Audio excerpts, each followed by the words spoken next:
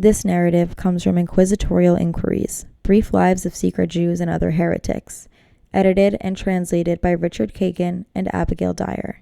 Abraham Abrazadiel, a native of Illescas, a small Castilian town near Toledo, was among the thousands of Sephardic Jews who were expelled from Spain by the order of the monarchy in 1492.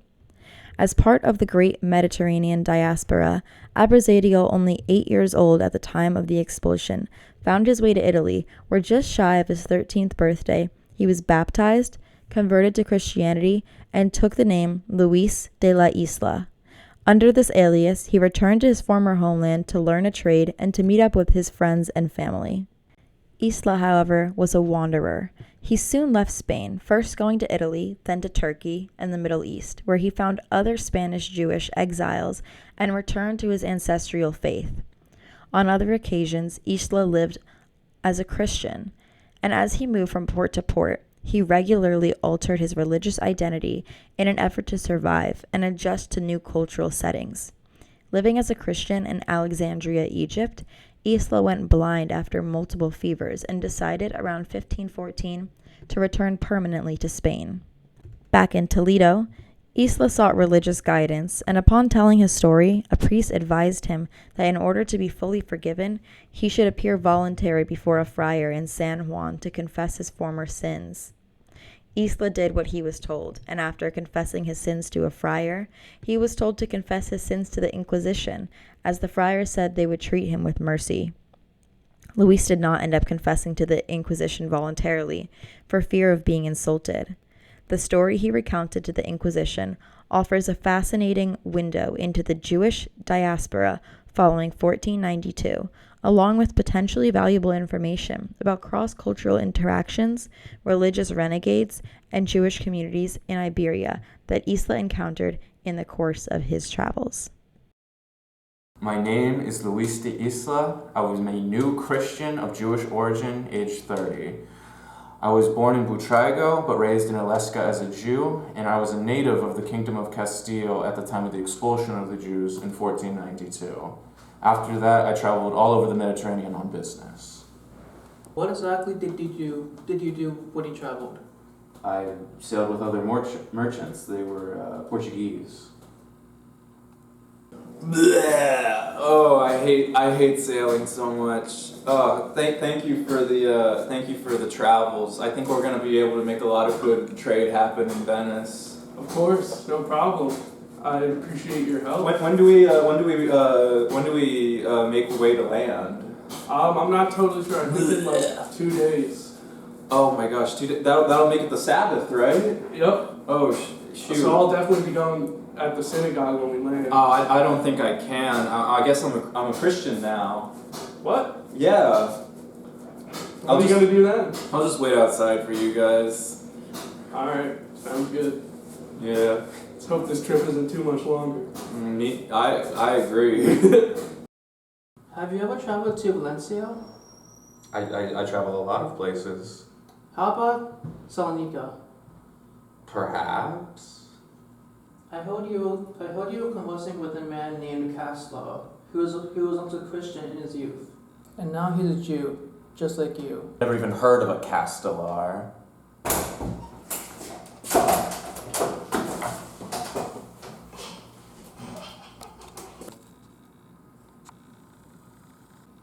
Ysla, do you know that man?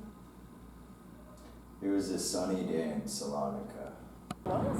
Yeah, it's honestly, I picked up this silk for a really good price. Yo, you're Luis, right? I knew you back in Villona. It's me, Castellan. Castellan! Yeah.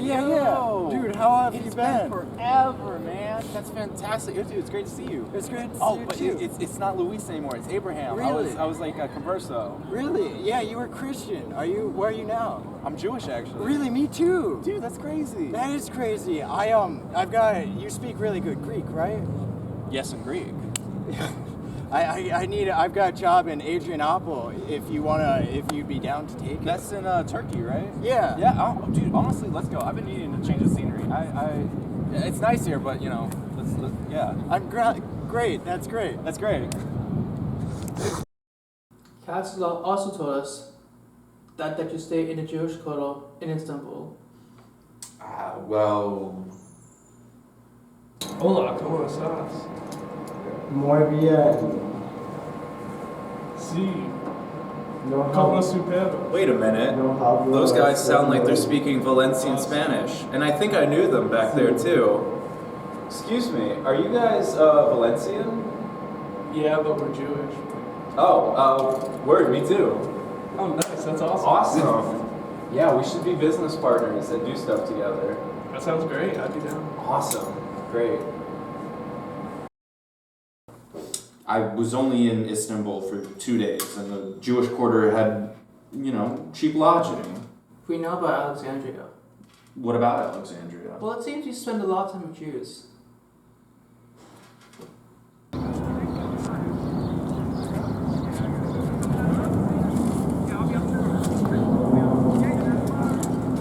Hello. Hey, how's it going? I'm good. How are you? Great.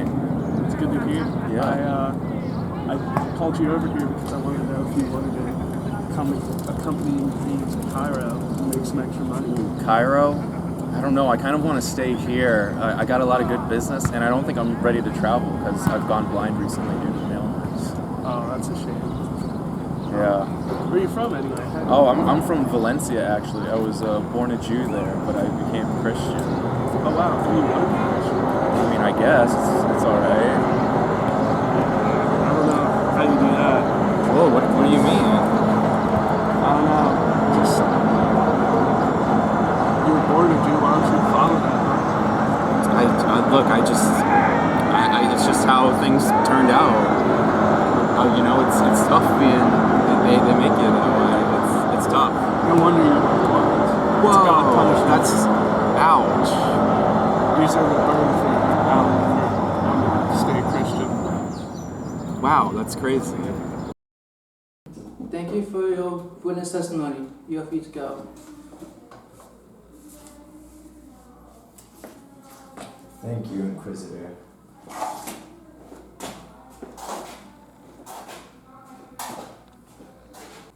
So why spending so much time with Jews?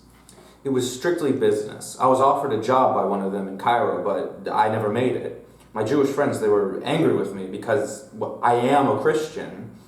Later, when I fell ill and became blind, they held it over me and told me I was blind because of my sin of being a Christian.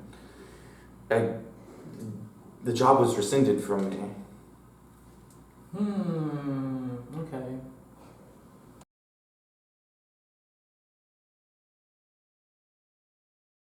After conducting this interview and reviewing your case, the Inquisition finds you guilty of heresy.